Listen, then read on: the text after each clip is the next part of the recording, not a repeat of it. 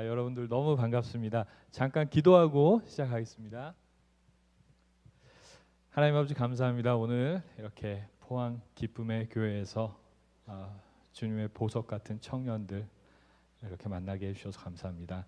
하나님 아버지 이 시간 주관하여 주시고 우리 한 사람 한 사람 마음속에 거해 주셔서 우리가 이 시간 통하여서 주님께서 우리 한 사람 한 사람 얼마나 사랑하시는지, 그리고 또 이 대한민국 얼마나 사랑하시는지, 또 우리에게 주신 소명을 깨닫고 주님과 함께 동행하며 힘차게 나아가기로 결단하는 시간 되게 하여 주시옵소서.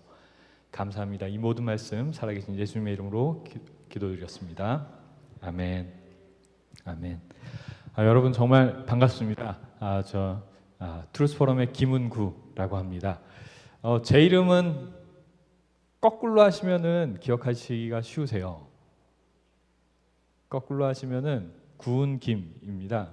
그래서 이게 제가 초등학교 때 별명이 구은김이었어요. 그런데 이게 친구들 대학교 1학년 때 만난 친구들도 지금 만나서 제 이름을 기억하는 친구들이 있어요. 그러니까 거꾸로 하면 김은구, 구은김 이라서 그렇게 이렇게 기억하는 친구들이 있는데 오늘 제 이름은 기억하지 못하셔도 좋습니다. 하지만 이 시간 통해서 정말로 하나님께서 여러분 한 사람 한 사람 얼마나 사랑하시는지, 그리고 또 이 대한민국에 맡기신 소명이 무엇인지 그것 기억하고 또 하나님과 함께 힘차게 나아가기로 결단하는 그런 시간 되기 바랍니다. 그럼 PPT 띄워주시면 감사하겠습니다. 다음 넘겨주시고요. 오늘 제가 사실 여러분들하고 이게 나누고 싶은 얘기가 너무나 많습니다. 그런데 또 그 중원부원 할 수 있어서 제가 미리 좀 정리를 해봤어요. 사랑의 하나님, 생각의 전쟁, 그리고 또 보수주의, 왜곡된 복음, 그리고 또 북한과 대한민국의 국제 정세, 마지막으로 대한민국의 소명에 관해서 나누도록 하겠습니다. 넘겨주시면 감사하겠습니다. 우선 사랑의 하나님에 대해서 나눌 텐데요. 넘겨주시죠. 제가 3년 전에 결혼을 했습니다. 사실 저는 여기 앉아 계신 분들하고 이게 비슷하다고 생각하는데 저도 이게 생각보다 나이를 먹었더라고요. 사실 이게 장가 못 갈 줄 알았어요. 제 머릿속이 사실 너무나도 복잡했어요. 여러분들 중에도 그런 분들 계실지 모르겠어요. 머릿속이 너무 복잡해서 사람 만나는 것도 어렵고, 그리고 또 상황이 참 상황 때문에 이렇게 마음도 안 열리고 그랬는데 3년 전에 제가 그 당시에 신학교를 가야 할까, 사업을 하면서 신학교를 가야 할까 아니면 대학원에 다시 들어와서 이렇게 박사학위를 마무리할까, 그런 고민의 시간이 있었습니다. 그런데 기도하다가 저는 다시 이렇게 법대 가서 박사학위를 마무리하는 쪽으로 방향을 잡았는데 학교 가서 또 아내를 만났어요. 아내를 만나가지고 제가 이렇게 결혼을 하게 됐습니다. 그리고 다음 넘겨주시면은 이제 이렇게 아이도 태어났습니다. 그래서 아기 아빠가 됐어요. 감사합니다. 너무 귀엽죠? 이게 2년 반 전의 사진입니다. 지금은 저보다 훨씬 많이 컸어요. 그런데 저 사진을 준비했습니다. 제가 결혼하고 또 아이를 낳는 것, 이게 사실은 모든 사람들에게 중요합니다. 왜 중요하냐? 사실 하나님의 사랑을 우리가 그 사랑을 통해서 돌아볼 수 있기 때문입니다. 다음 넘겨주시죠. 이 그림 아세요? 이게 시에스타 성당에 있는 아담과 이브의 유혹이라는 사진입니다. 장로님께서 기도해 줄 때 선악과 말씀을 해주셨어요. 선악과 말씀을 해주셨는데 예수님이 이제 처음 믿기로 작정을 하고 성경책을 읽다가 막히는 부분들이 분명히 있습니다. 그런데 한 창세기 3장쯤 가서 여기서 막히시는 분들도 계세요. 왜 막히냐? 하나님께서 전지전능하신 하나님이시면은 아담과 하와가 타락할 것들을 아시지 않으셨을까? 왜 하필 거기다 선악과를 두시고 이거 따먹지 말라고 하시고 두셔가지고 인간이 타락하게 하고 또 이렇게 고통받게 하시지? 하나님이 그런 것들 다 아셨을 것 아닌가? 전지전능하신 하나님이시면은? 이런 생각 여러분들 안 해보셨어요? 해보신 분 안 계세요? 저는 해봤어요. 전해봤고, 그리고 또 생각보다 많은 분들이 이 고민을 하시더라고요. 그리고 이것 때문에 또 그 신앙을 저버리신 또 이렇게 난 크리스천들도 이렇게 생각보다 되게 많은 것들을 봤습니다. 그래서 저도 한때는 이게 정말 그 해결되지 않는 숙제였어요. 다음으로 넘겨주시죠. 그런데 혹시 여러분 그 러브 스토리인 하바드라고 아시나요? 김태희가 그 주연했던 그 드라마인데 혹시 이거 보신 분? 김태희는 누군지 다 아시죠? 예, 그 저 학교 다닐 때 같이 다녔습니다. 학교 다닐 때 같이 다녔고 식당에서 같이 밥 먹은 적도 있어요. 뭐 같이 옆에서 앉은 건 아니고 뒤에서 앉아서 밥을 먹었는데 그런데 제가 이 러브 스토리인 하바드를 보다가 하나의 깨달음을 얻었습니다. 이 러브 스토리인 하바드가 어떤 얘기야 하면은 그냥 남자 주인공하고 여자 주인공이 하바드에서 공부하다가 눈 맞아가지고 사랑한다 뭐 이런 얘기예요. 그러니까 그게 전부입니다. 근데 그 얘기들을 이렇게 디테일하게 나누는 건데 그 김태희는 하바드 의대 그 재학생이고 또 김래원은 법대 학생이에요.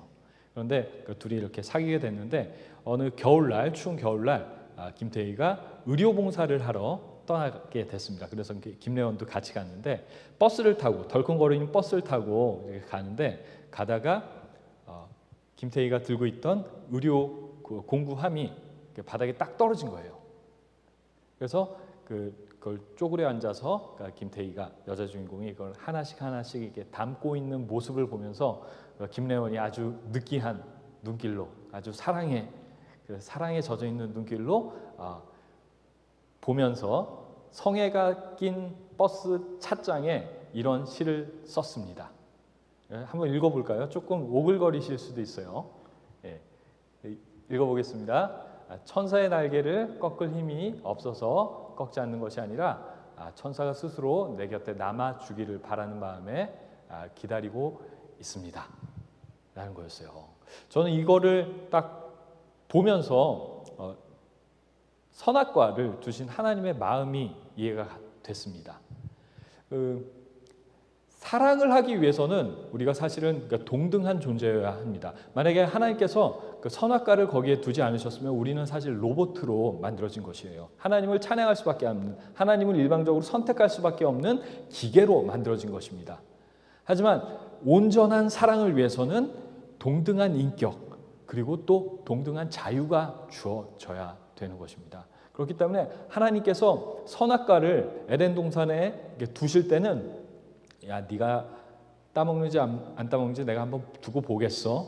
그리고 안 따먹으면 따먹으면 너 정말 이렇게 벌할 거야. 뭐 이렇게 그 이상한 눈길로 그 선악과를 거기에 두신 게 절대로 아니에요. 그런 하나님이 절대로 아니십니다. 사랑하는 마음에 정말 사랑하는 사람이 나를 택하기를 바라시는 마음으로 그리고 결국엔 떠나가 버릴 수도 있어요. 그 잘못된 선택으로 인해서. 하지만 그럼에도 불구하고 선악과를 거기에 두신 것은 그렇게 해야지만이 온전한 사랑이 완성이 되기 때문입니다. 제가 아내랑 결혼할 때 그 고비들이 몇 번 있었습니다. 제가 결혼하자고 했는데 그 no를 3번 했어요.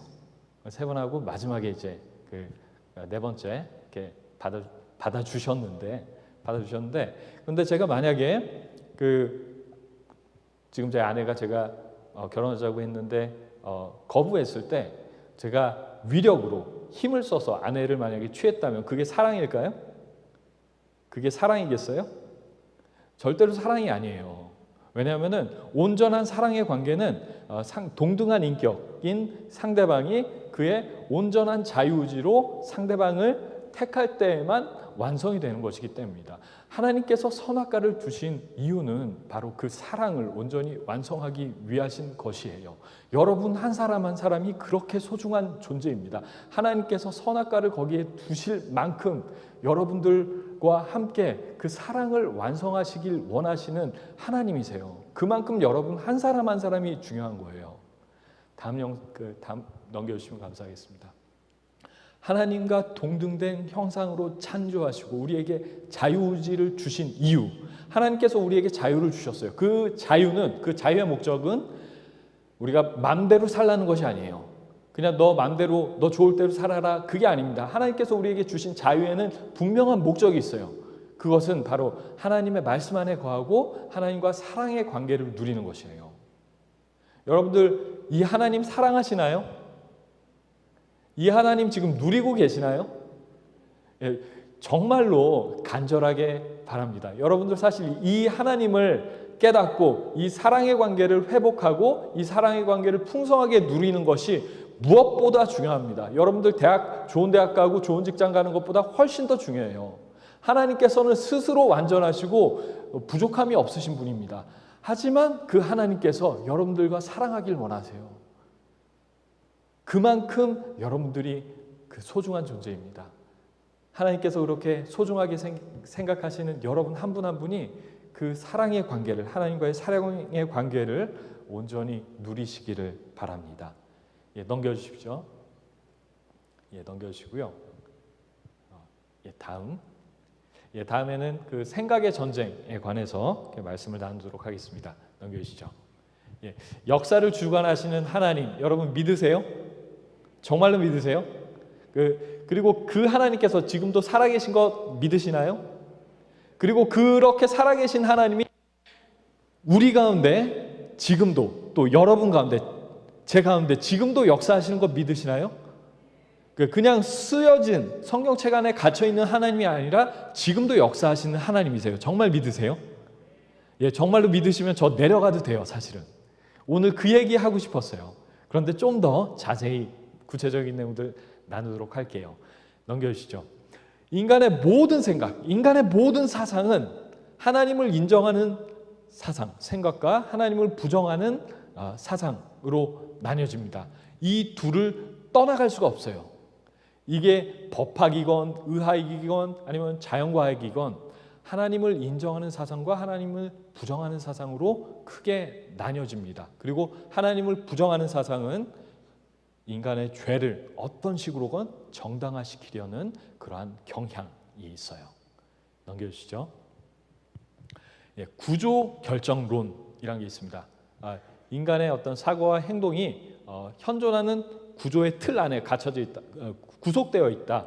그래서 아무리 애를 써도 어떻게 벗어날 수 없는 이 틀이 객관적으로 존재한다라는 사고입니다. 구조 결정론인데요. 이런 생각에 빠지면 어떻게 될까요? 이런 생각에 빠지면은 인간의 피동성, 종속성을 강조하게 됩니다. 그리고 그러다 보니까 패배주의, 허무주의로 흘러가기가 상당히 쉽습니다. 그게 아니면은 구조, 이 세상의 모든 시스템이 문제야. 그렇기 때문에 우리가 이 시스템을 파괴하는 혁명만이 답이다. 이렇게 나가게 됩니다. 넘겨주시죠. 이 친구가 여러분들 읽어보셨는지 모르겠는데 펜앤마이크의 나의 좌파 탈출기라는 수기의 대상을 받은 친구예요. 이 친구가 빠져 있었던 생각이 바로 구조 결정론입니다. 이 친구가 좌파였다고, 스스로가 좌파였다고 얘기를 해요. 좌파였다고 얘기를 하는데 그 고등학교 때 동아리 선배들이 그렇게 가르쳐줬대요. 그리고 전교조 선생님한테 그렇게 배웠다고 합니다. 그냥 좌파가 아니라 공산당 선언 외우고 다니고 마르크스 책 끼고 다녔대요. 그때 어떻게 배웠냐? 대한민국은 친일파가 미국에 빌부터 세운 부정한 나라다. 그리고 자본주의는 1%가 99%를 착취하는 시스템이다. 그렇기 때문에 이 모든 문제를 해결하기 위해서는 사회주의 혁명으로 나가야 한다. 그것만이 답이다. 이렇게 배웠다고 합니다. 그리고 이제 이런 생각이 머릿속에 자리를 잡고 나니까 더 이상 공부를 할 수가 없었대요. 원래 이 친구가 꽤 공부를 잘하는 친구였었다고 하더라고요. 그런데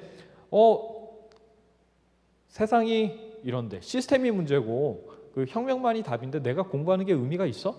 이런 생각이 자기 머릿속에 들어왔다고 합니다. 그래서 그때부터 그 공부하기보다는 시위하러 나가고 데모하러 나가고 그랬다고 해요.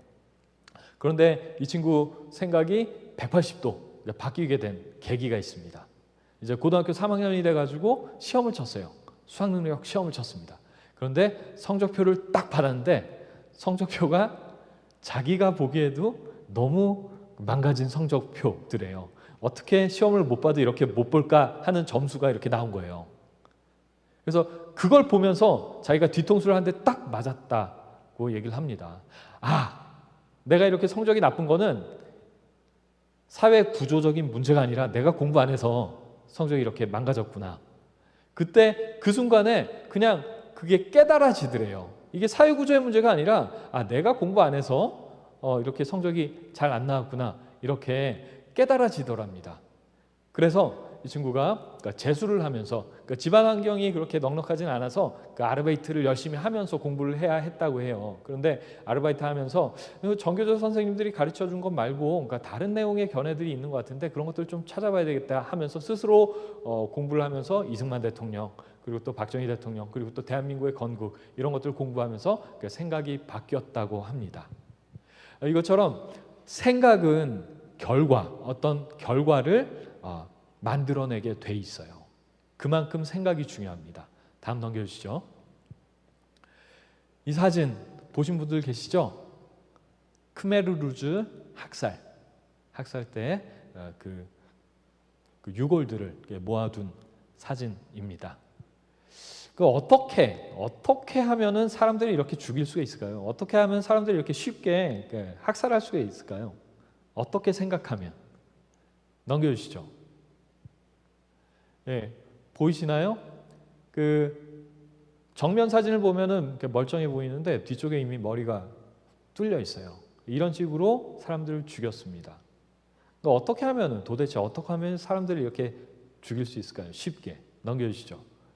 그리고 이거는 크메르루즈 수용소에서 탈출한 사람이 나중에 그린 그림이에요. 저 애기 들고 있는 거 보이시죠? 애기 들고 나무에다 쳐서 죽입니다. 그리고 지금 도끼 들고 여자 잡고 있고요. 다음 사진 넘겨주시죠. 보이시나요? 잘 보이시나요? 이게 애기들 집어 던져서 총 쏴 죽이고 있어요. 수용소에서 실제로 있었던 이야기입니다. 그리고 뒤쪽에 보시면 애기들 기다리고 있어요. 자기 순서를. 어떻게 하면 사람들이 이렇게 무서워질 수가 있을까요? 넘겨주시죠. 비슷한 일들이 과거에도 있었습니다. 이거는 프랑스 혁명 때를 그린 그림인데요. 저 왼쪽에 애기 들고 있는 거 보이시나요? 우물 속에 집어 던지는 거? 오른쪽이네요. 여러분들 보시기에는. 그리고 밑에 보면 애기 엄마가 그렇게 하지 말라고 죽어가면서 군인 옷자락을 잡고 있어요. 그 왼쪽 스테인드 글라스 보시면요, 애기들 깔려서 죽어가고 있는 것들 묘사가 되어 있습니다. 저쪽에 끝에 보면은 자기 애기는 어떻게든 살리려고 이렇게 애쓰는 엄마의 모습도 담겨 있고요. 넘겨주시죠. 프랑스 혁명 때 사람들 이렇게 많이 죽였습니다. 어떻게 하면 사람들이 이렇게 죽일 수 있을까요? 사람이라고 생각 안 하면 죽일 수 있습니다. 넘겨주시죠. 어떤 독재자가 사람들을 제일 많이 죽였냐? 이게 그림인데요. 이게 독재자 얼굴들 이렇게 보면은 되게 우스꽝스럽게 그려져 있긴 하지만 정말로 섬뜩한 그림입니다. 모택동이 1등이네요. 근데 이 숫자가 사실은 미니멈으로 잡은 숫자입니다. 다른 통계를 보면요, 이 2배에 가까운 숫자들이 나오고 있고요. 방금 전에 보신 그림들 캄보디아였었는데 폴포트 생각보다 뒤쪽에 있어요. 그리고 바로 옆에 김일성 있습니다. 숫자에 따라서 이게 좀 이렇게 다르긴 한데 300만 정도로 이렇게 추정하는 숫자들도 있습니다. 도대체 어떤 생각이 들어가면 사람들이 이렇게 죽일 수 있을까요? 그러니까 사람이라고 생각하지 않으면 됩니다. 무슨 생각을 했길래 사람이라고 생각을 하지 않았을까요? 아까 전에 보셨던 그 사진들에 나와 있던 독재자들의 대부분은 사회주의자들이에요. 도대체 막스레닌주의가 무엇이길래 사람들을 이렇게 잔인하게 죽여도 자랑스럽게 생각할 수 있을까요? 거기에 대해서 좀 살펴보길 원합니다. 막스레닌주의, 마르크스가 이렇게 얘기를 했어요. 과거에 사람들이 역사를 공부할 때는 어떤 인물이나 어떤 사건을 중심으로 역사를 해석했다. 근데 그게 아니야. 중요한 거는 가만히 보니까 생산수단이야. 생산수단을 누가 가지고 있냐. 이 생산수단의 소유관계에 따라서 지배계급, 피지배계급이 나뉘고 이 지배계급과 피지배계급 간의 갈등, 투쟁의 역사가 바로 인간의 역사다. 이렇게 해석을 했어요. 그리고 그 인간의 역사를 가만히 고찰을 해보니까 처음에는 원시공산 사회로 출발했는데 이게 노예제, 봉건제, 그리고 또 자본주의 사회로 진화를 한 다음에 자본주의 사회는 그 자본주의의 내부적인 모순으로 결국에는 몰락할 수밖에 없어. 그리고 나서는 또다시 아름다운 공산사회가 도래할 거야. 내가 가만히 생각해 보니까 그래. 그래서 이거는 사이언스야. 이렇게 얘기하면서 과학적 사회주의라고 이렇게 얘기를 했어요. 그리고 역사를 이렇게 정의를 했습니다. 역사는 인간의 본성이 진화하는 과정이다. 이렇게 얘기를 했어요. 인간의 본성이 사회주의적으로, 공산주의적으로 이렇게 진화한다고 생각을 했던 겁니다. 그러면은 진화하지 않는 사람들은 어떻게 하면 될까요? 처음에는 열심히 개조시키려고 노력을 하겠죠. 그래서 캠프, 수용소를 보냅니다. 그러고 나서도 개조되지 않으면 반동인 거예요. 죽어도 상관없는 겁니다. 그리고 인민의 적이다 라고 생각을 하면 사람이라고 생각을 하지 않는 거예요. 그래서 혁명하는 사람만 사람이 되는 겁니다. 그렇기 때문에 무참하게 그렇게 사람들을 죽일 수 있는 거예요. 이 생각이라는 게 그렇게 무서운 겁니다. 넘겨주시죠. 예, 유대 기독교 세계관, 그러니까 막시즘, 그러니까 정말 달라도 너무나도 다릅니다. 우리 크리스찬들에게 역사는 뭔가요? 예수 그리스도를 통해서 보여주신 하나님의 그러니까 사랑과 구속, 이것이 역사죠. 하나님께서 이렇게 구원을 이루어 가시는 역사, 과정이 바로 우리들에겐 역사고, 헤겔은 이거를 가지고 역사는 절대 정신이 자기의 뜻을 실현하는 과정이다, 이렇게 얘기를 했어요. 그런데 이걸 또 곡해하는 사람들이 생겼습니다. 그러니까 청년 헤겔주의자 뭐 이런 사람들인데, 이 사람들이 결국에는 마르크스의 그 전신이었는데요. 마르크스는 아까 전에 말씀드린 것처럼 그 인간의 역사는 그러니까 사회적 투쟁 과정에 있는, 그러니까 사회적인 진화 과정에 있는 그 투쟁의 역사다. 이것이 인간의 역사다. 이렇게 말을 했습니다. 그리고 우리 크리스찬들에게 가장 중요한 건 뭔가요? 저는 제 개인적으로 인생에 있어서 가장 중요한 깨달음이 바로 죄인이라는 깨달음이었다고 생각을 합니다. 저도 사실 모태신앙이거든요. 그리고 또 교회에서 열심히 생활을 했습니다. 그 대학교 때는 아마 아침 8시부터 저녁 7시까지 교회에서 이렇게 봉사를 했던 것 같아요. 그런 생활들 하고, 그러면서 뭐 나름대로 뭐 나 정도면 이렇게 좀 선하게 사는 게 아닌가, 이런 생각에도 빠져 있었던 시간들이 있었는데요. 20대 후반에 제가 철저하게 하나님 앞에서 죄인이라는 것을 다시 한번 깨달았습니다. 그리고 예수 그리스도의 그 보혈의 공로가 없이는 죽을 수밖에 없는 죄인이라는 사실을 처절하게 깨달았어요. 이게 바로 죄에 대한 자각입니다. 그런데 마르크스주의자들도, 막시스트들도 깨달아야 하는 한 사실이 있어요. 그게 바로 계급적 자각입니다. 사회의 모든 문제는 구조의 문제다. 지배계급과 피지배계급의 이 구조적인 문제, 이 사회 구조가 모든 문제의 근원이다. 그래서 이 계급적 갈등을 깨닫는 것, 계급적 자각이 가장 중요하다. 이렇게 얘기를 했습니다. 그래서 사람들에게 그 계급적 자각을 끌어내기 위해서 1900년대 초반에 사회주의자가 된 사람들은 전통적인 가족 질서가 인간의 해방을 저지하는 구조라고 생각을 해서 자기 아버지를 살해하기도 했어요.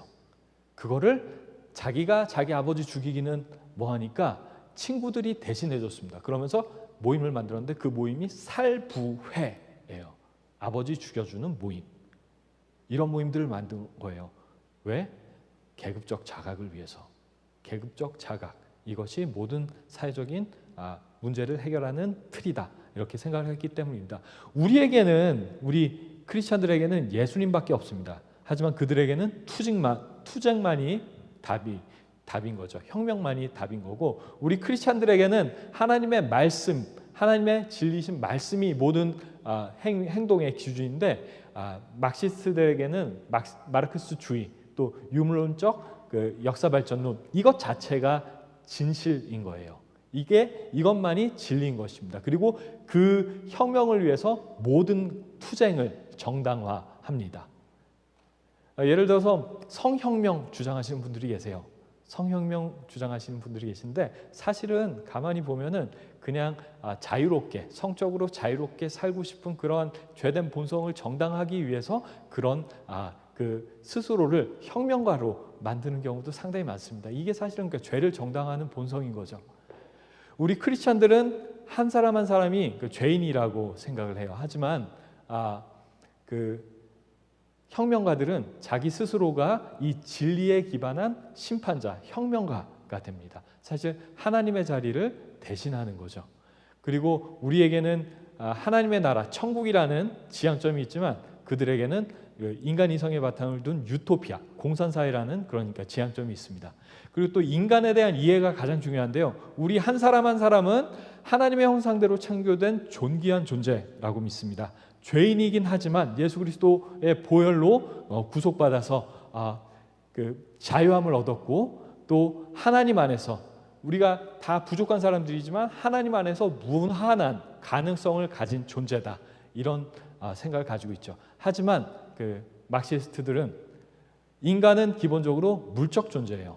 물적 존재인데 그 물적 존재 중에서 가장 진화한 존재라고 믿습니다. 그리고 하지만 그 인간은 고도의 진화한 존재이지만 구조에 종속된 존재이고 그리고 또 기득권은 그냥 타도해야 될 대상, 사회적인 악으로 간주를 합니다.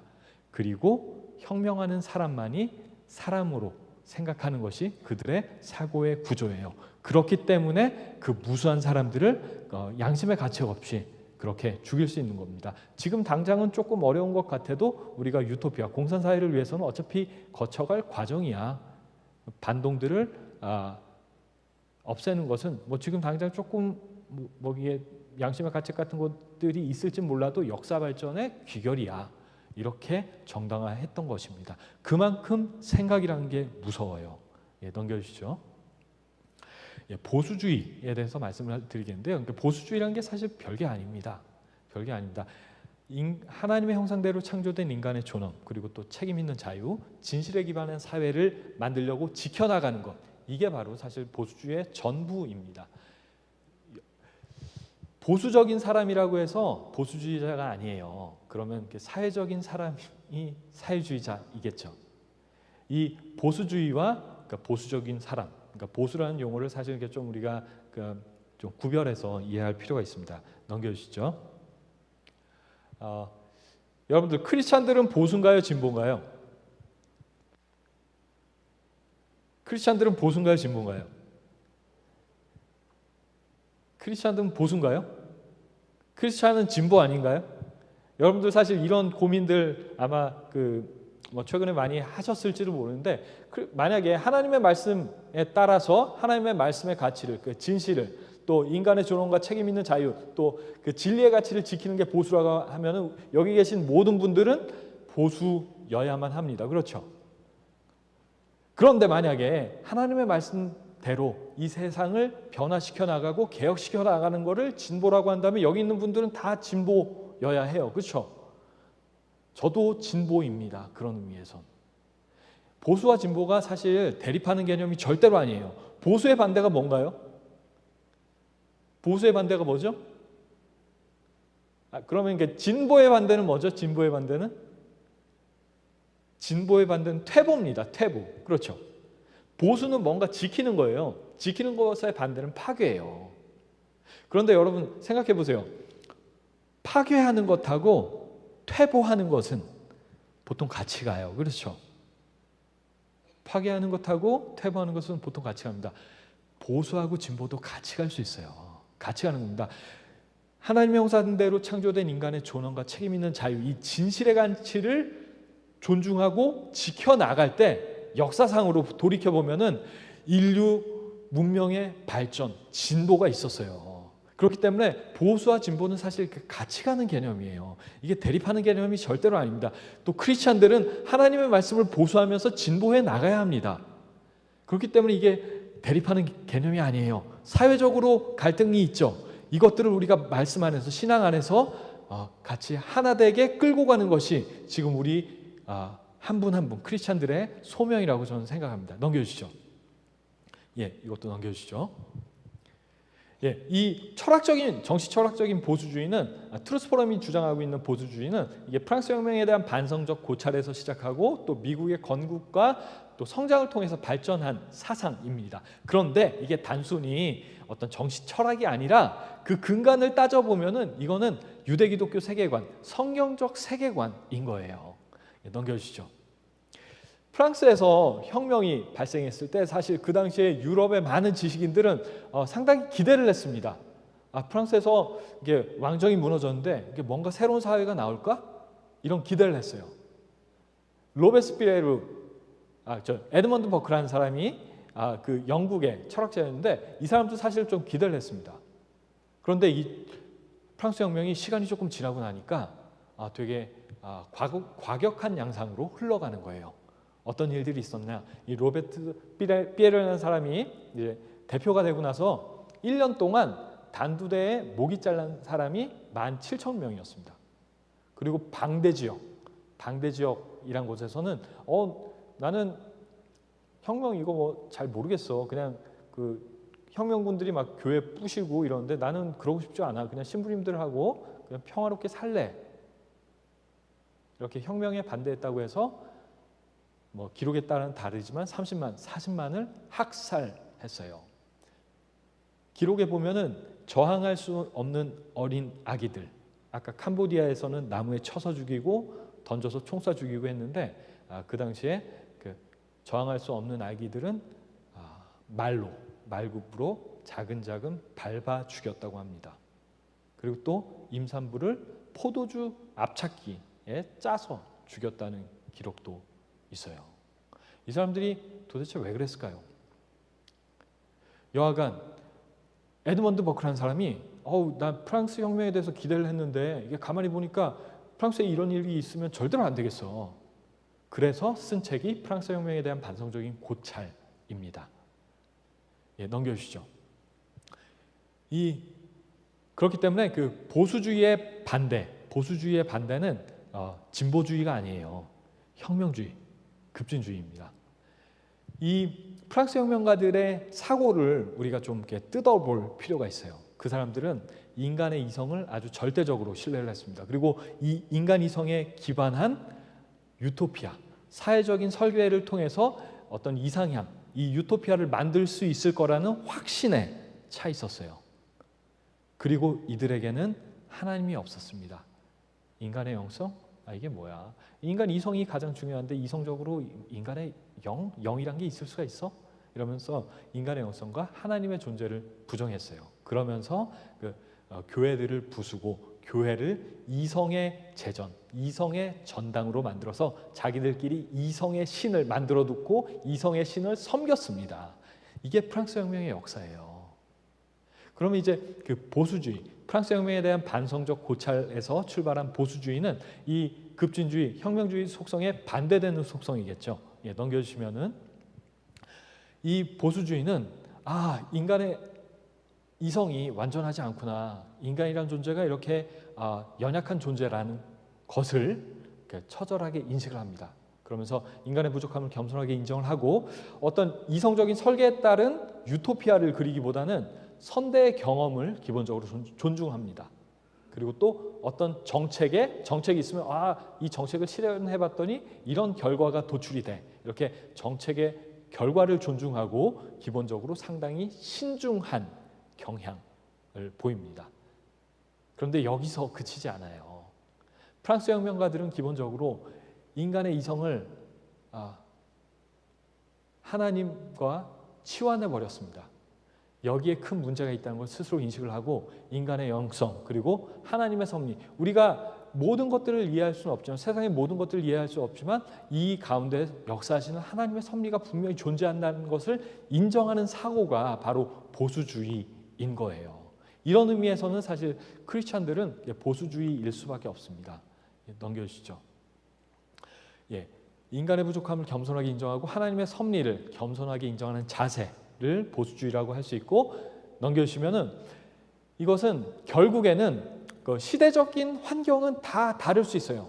우리가 처한 시대적인 환경은 다를 수밖에 없습니다. 하지만 그 안에서 하나님께서 우리 하나님의 형상대로 창조된 인간에게 부여하신 그 천부 인권과 그 하나님의 말씀, 성경적인 세계관을 어떻게든 구현하려고 하는 몸부림이었어요. 이 보수주의라는 게 어떤 이게 단순한 이게 정치 철학이 아니라 신앙을 지키고자 하는 사람들의 결단이었고 선택이었습니다. 넘겨주시죠. 보수주의에서 가장 중요한 것은 그래 우리가 그래서 뭘 지킬 건데 하는 것인데요. 이게 바로 아까 전에 말씀드렸던 것처럼 하나님의 형상대로 창조된 인간의 존엄과 책임 있는 자유 그리고 또 진실, 그러니까 거짓을 떠난 진실의 가치를 지키는 것이에요. 이것이 바로 보수주의의 기본적인 가치이고 또한 이것이 바로 그 공화주의가 지켜야 할 기본적인 공동체의 가치인 것입니다. 그리고 또 이게 바로 국가가 존재하는 이유이죠. 국가가 존재해요. 국가가 존재하는데 거짓을 추종해요. 거짓을 추종하고 인간의 존엄을 지켜주지 못하고 책임 있는 자유, 인간의 자유를 말살합니다. 이러한 국가 존재할 필요가 있을까요? 이것이 바로 국가가 존재해야 하는 기본적인 가치예요. 이러한 가치들을 지켜내기 위해서. 넘겨주시죠. 이러한 그 가치들이 제대로 세워지기 위해서는 아까 전에 말씀드린 것처럼 이 보수주의라는 것도 그냥 인간이 만들어낸 것이 아니라 결국에는 그 성경적인 세계관에 기초해서 이런 보편적인 가치들을 정리를 한 것이거든요. 그렇기 때문에 이러한 가치들이 제대로 세워지기 위해서는 복음이 바로 서는 게 무엇보다도 가장 중요합니다. 여러분들 여기 모태신앙 계신가요? 모태신앙. 저도 모태신앙이에요. 저도 모태신앙인데 여러분들과 같은 모태신앙이 있습니다. 스탈린 모태신앙이에요. 니체 모태신앙입니다. 모태신앙이 3단계가 있어요. 여러분들 간단하게 말씀드릴게요. 모태신앙이 못해신앙이 있습니다. 나 이거 못해, 전도 못해. 어떻게 찬양해, 길거리에서 전도해, 뭐 이런 모태신앙이 있어요. 그런데 이게 모태신앙이 조금 더 발전하면은, 조금 더 안 좋은 쪽으로 발전하면은 못된 신앙이 됩니다. 나도 교회 다녀봤어. 교회 다녀봤는데, 뭐 교회 사는 거 다 똑같아. 뭐 그 안에서도 사람들 싸우고, 뭐 사회하고 똑같아. 아니 사실 더 해. 그러면서 하나님의 복음을 부정하는 쪽으로 가기도 해요. 저도 그렇게 될 뻔했어요. 스탈린이나 니체도 그렇게 됐어요. 그런데 하나님의 은혜로 그런 모태신앙이 못해신앙과 못된 신앙과 이런 과정들을 거쳐서 하나님의 은혜로 거듭나면은 모델신앙이 됩니다. 모델신앙이. 여러분들 특히 모태신앙으로 태어나신 분들 모델신앙의 소망을 가지시길 바랍니다. 그리고 모태신앙이 아니시더라고 하더라도 모든 크리스찬들은 이런 과정을 지나와요. 여러분들이 정말 이렇게 이 모델과 같은 신앙으로 성장해 나가시기를 바랍니다. 그런데 그러기 위해서는 복음이 온전히 서 있어야 돼요. 그런데 이 복음을 왜곡하는 사람들이 있습니다. 넘겨주시죠. 우리가 사상적인 흐름을 잠깐 살펴볼게요. 이게 16, 17세기에 종교개혁이 일어났습니다. 종교개혁이 일어났던 이유는 일어날 수밖에 없었어요. 왜냐하면 예수 그리스도 안에 있는 그 하나님의 사랑, 그 복음을 가톨릭 교회가 교권화했습니다. 복음을 예수 그리스도 안에 있는 하나님의 사랑을 왜곡한 거죠. 그랬기 때문에 성경 말씀에 비춰서 성경 말씀 보니까 이건 잘못됐네 하면서 그 개혁들이 시작이 됐던 거죠. 말씀으로 돌아가기 위해서. 이런 흐름이 있었어요. 이런 흐름을 시작하게 한 것은 사실 어떤 면에서는 인간의 자유와 인간의 이성이 상당히 중요한 역할을 했습니다. 그런데 이게 18세기, 19세기 넘으면서 그래, 이성이 중요해. 모더니즘이라는 그 틀 안에서 그 이성을 절대화하는 그런 흐름이 생겼어요. 이거를 근대주의, 이성주의 또는 합리주의라고 얘기를 하는데 문제는 뭐냐면은 하나님의 자리에 인간 이성을 갖다 놓은 거예요. 그러다 보니까 문제가 발생할 수밖에 없습니다. 아까 전에 말씀드렸던 마르크스도 자기의 역사 발전론을 과학적 사회주의라고 했어요. 이거는 사이언스야. 이렇게 얘기를 하면서 인간 이성에 기반한 자기의 바벨탑을 쌓은 겁니다. 그리고 또 이신론이라는 게 있어요. 이신론이라는 게 뭐냐면은 하나님이 그래 존재하긴 해. 근데 하나님께서는 우리 삶에 개입하시진 않으셔. 세상을 창조하시고 그 어떤 법칙들을 물리 법칙들을 만드신 다음에 이렇게 던져두셨어. 개입하시는 하나님은 아니야. 이런 개념들. 결국에는 사랑의 하나님을 왜곡하는 개념들이죠. 그리고 또 가장 중요한 것, 자유주의 신학이 태동했습니다.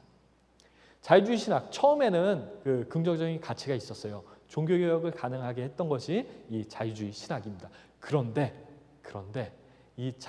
그 인간의 자유는 하나님의 말씀 안에 거할 때에만 온전하게 아름다울 수가 있습니다. 그런데 이 자유를 바탕으로 해서 그 성경을 왜곡하기 시작했어요. 이 자유주의 신학이라는 게 결국에는 그 성경을 인간의 이성과 인간의 경험과 인간의 감정을 바탕을 두고 그 해석하는 경향입니다. 네, 이러한 흐름이 그 18, 19세기에 팽배했습니다. 여러분 나치 독일이 있었을 때 독일의 교회들을 독일의 신학교를 주도했던 신학이 바로 이 자유주의 신학이에요. 그러다 보니까 동정녀 탄생? 이거 말이 돼? 이성적으로 말이 안 되잖아. 이거는 뭐 좀 다른 얘기겠지. 예수 그리스도의 부활?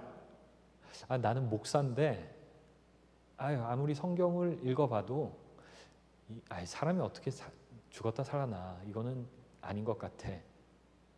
그리고 장로님도 나도 그런 것 같아. 이런 분위기가 독일 안에서 팽배했습니다. 그런 잘못된 왜곡된 복음으로 나치 정권이 가능할 수가 있었던 거예요. 이런 우리가 그 신앙적인 배경들을 살펴봐야 됩니다. 뒤로 돌려주시죠. 그런데 이 모더니즘이 아주 큰 타격을 받았어요. 그게 뭐냐면은 우리가 인간 이성에 기반해서 유토피아를 그렸고 그리고 또 열심히 살아왔는데 결국에는 어떻게 됐죠?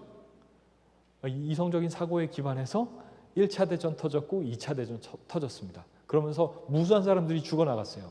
그러니까 이건 뭔가 좀 아닌 것 같아 라는 흐름이 생겼습니다. 그런데 그때 사람들이 만약에 우리가 이렇게 잘못됐던 거는 우리가 하나님을 떠나서야 라고 깨달았으면 좋겠죠. 그런데 그러지 못했어요. 그러지 못하다 보니까 인간 이성이 완전한 줄 알았는데 인간 이성이 완전하지는 않은 것 같아 라고 시작이 된 게 포스트 모더니즘입니다. 포스트 모더니즘, 이거 뭐 탈이성주의, 탈근대주의, 뭐 탈합리주의라고도 얘기를 하는데 모더니즘하고 뭐가 다를까요? 모더니즘에는 인간 이성을 하나님의 자리에 올려놨어요. 그런데 이성적인 사고가 인간들을 행복하게 하지도 못하고 결국엔 이런 그 재앙들을 가져왔으니까 우리 인간 이성 대신에 뭔가 다른 걸 또 세워야 되겠죠. 이게 하나님으로 돌아왔으면 참 감사한 일인데 그러지 못했어요. 결국엔 자기 자신이 된 겁니다. 나의 감정, 인간의 감정. 그러면서 막시즘도 포스트 모더니즘이 그 사회를 분석하는 툴로 막시즘을 그대로 차용을 해요. 그리고 자유주의 신학 그대로 이어집니다. 넘겨주시죠. 퀴어 신학, 해방 신학, 민중 신학, 주체 신학, 통일 신학, 이게 다 자유주의 신학이에요. 이 잘못된 복음으로 인해서 유럽의 신학교들이 무너졌고 또 신학교들 무너지니까 교회가 무너지고 교회가 무너지니까 사회가 무너지는 겁니다. 미국도 위태위태해요. 한국도 사실은 마찬가지입니다. 이게 그 본질적으로는 사실 영적인 전쟁이에요. 우리가 이 본질을 깨달아야 합니다. 넘겨주시죠. 퀴어 신학 저희가 좀 살펴볼 텐데 퀴어 신학 공부해 보신 분들 계신지 모르겠어요. 이게 결국에는 동성애를 정당화하는 신학입니다. 이게 동성애 운동가들이 동성애를 어떤 식으로건 좀 정당화해보고 싶은데 성경 때문에 안 되는 거예요. 그러니까 성경을 그냥 하나님은 동성애자들 사랑하시지라고 하면서 자기들의 그 주관적인 감정, 주관적인 기준에 따라서 성경을 그렇게 재단합니다. 동성애를 정당화하는 신학을 창조합니다. 그것이 바로 퀴어 신학이에요. 성경 구절들을 사실은 자의적으로 해석하는 거죠. 여기 무지개 빛깔의 성경책이 있어요. 이게 뭔지 아시나요? 이게 바로 퀸 제임스 성경입니다. 킹 제임스 성경 아시죠? 이 킹 제임스가 사실은 동성애자였다 이렇게 소설을 써요. 그러면서 그 성경에서 부정할 수 없는 그 동성애를 반대하는 그런 성경 구절들을 자의적으로 동성애를 지지하는 것처럼 그 바꿉니다. 성경을 변개한 거죠. 그리고 나서 퀸 제임스 성경이라는 걸 만들었습니다. 그리고 정말 아주 다채롭게 그 소설을 씁니다. 다윗과 요나단이 사실은 동성애자였다 이렇게 주장을 하고 뭐 근거가 따로 있는 것도 아니에요. 그리고 예수님께서 그 백부장이 자기 하인을 고쳐달라고 예수님을 찾아온 일이 있었어요. 그 이야기를 이렇게 해석합니다. 그 성경에는 백부장이 예수님을 찾아왔는데 예수님께서 그 집으로 가셔서 그 하인을 종을 고쳐주시려고 하셨는데 백부장이 아닙니다. 잠깐만. 예수님 저도 제 밑에 부리는 사람들이 있습니다. 예수님께서 말씀만 하시면은 나을 줄 믿습니다. 이렇게 얘기를 했어요. 그러면서 예수님께서 그 믿음을 칭찬하셨거든요. 그거를 가지고 또 소설을 씁니다. 어떤 소설을 쓰냐? 예수님도 그리고 또 이 백부장도 또 그 종도 동성애자였다, 게이였다, 연인 관계였다. 그런데 이 백부장이 예수님 보니까 예수님이 너무 멋있으시니까 만약에 자기 종이 예수님을 만나면 사랑에 빠질까봐 그게 두려워가지고 예수님이 못 가게 했다. 이렇게 소설을 써요. 여러분 웃기죠? 웃기죠? 이렇게 웃긴 글이 논문으로 발행이 됩니다. 논문을 쓰신 분은 대학의 교수예요. 월급도 받아요. 지금 이게 현실이에요. 여러분들이 내는 헌금이 그런 분들 월급으로 들어가면 되겠어요? 안타까울 뿐만 아니라 정말 경악할 수밖에 없는 현실이 지금 진행되고 있는 겁니다. 다음 화면 보여주시죠. 또 해방신학, 민중신학이라는 게 있습니다. 이 해방신학, 민중신학은 이게 해방신학은 막시즘이 기독교의 옷을 입은 것이고 민중신학은 해방신학의 한국 버전입니다. 사진에 보이는 분이 누군지 아시나요? 차베스, 베네수엘라의 차베스입니다. 제가 영상을 봤는데 영상을 보면 아주 놀랍습니다. Kingdom of God here on earth is socialism 이렇게 얘기를 해요. 그 연설의 그 전체적인 내용을 이렇게 보면은 자본주의를 지배하는 건 불평등이고 가장 야만적이고 비합리적인 불평등이다. 불의와 폭력이다. 그래서 칼 막스가 지적한 대로 인간에 대한 인간의 착취가 일어나는 것이 자본주의다. 그런데 하나님의 나라가 이 땅 가운데 임한 것이 바로 사회주의다. 이렇게 얘기를 해요. 대범하게. 여러분들 이런 신학 지지하시나요? 오른쪽에 보시면 예수님 사진이 있습니다. 그들이 생각하는 예수님, 민중혁명가의 예수님 이러면서 Jesus and the Revolution 이렇게 얘기를 해요. 그러면서 Alternative Kingdom을 얘기를 합니다. 대안적인 왕국, 대안적인 하나님의 나라를 얘기를 합니다. 교회 안에서 대안적이라는 표현 쓰시는 분들 좀 조심하세요. 이런 흐름이, 이런 사고가 깔려있을 위험이 있습니다. 조심하셔야 돼요. 여러분들이 생각하시는 예수님이, 구원자이신 예수님이 이렇게 혁명가인 예수님이신가요? 이거는 결국에는 복음을 왜곡하는 거예요. 하나님께서 분명히 또한 예수님께서 가난한 자들 사랑하라고 하셨어요. 하지만 그 사람들을 하나님의 자리에 우리가 올려놓을 필요는 없습니다. 사실 이런 신학은 그 가난하고 억눌린 자들 사랑해야죠. 하지만 그들을 하나님의 자리에 올려놓고 그들 위해 봉사하는 자신의 의를 또한 하나님의 자리에 올려놓는 것이에요. 넘겨주시죠. 이런 경향에 빠져 계신 분들이 기독교 사회주의를 말씀하시는 분들이 계세요. 개 중에는 사실 좀 이렇게 선량한 동기에서 기독교 사회주의를 말씀하시는 분들이 계십니다. 이게 주장은 뭐냐? 이 마르크스 그래 잘못됐지. 마르크스 되게 잘못됐어. 그리고 또 뭐 공산주의 위험한 거 누가 몰라? 그런데 가만히 봐봐. 마르크스 이전에 사회주의자들이 있었어. 그리고 대개가 크리스찬들이었어. 크리스찬들이 자기 나름대로 이렇게 아름다운 사회를 위해서 노력하려고 했어. 만들어 나가려고 했어. 이게 사회주의의 시작이야. 우리가 마르크스는 되게 위험하지만 그럼에도 불구하고 사회주의를 처음 시작했던 그 크리스찬들의 정신은 좀 받아들여야 되지 않을까? 이런 주장을 하십니다. 그럴듯하죠. 근데 문제는 뭐냐면요. 이 공상적 사회주의라는 거는 마르크스가 자기 이전에 있었던 사회주의를 공상적 사회주의라고 불렀어요. 자기의 사회주의는 과학적인 사회주의니까. 그런데 이 공상적 사회주의에 문제가 있습니다. 이들은 그 자유시장 경제를 부정하고 사회재산을 부정을 했어요. 이게 성경적인가요? 성경적인가요? 그리고 이 공상적인 사회주의자들 중에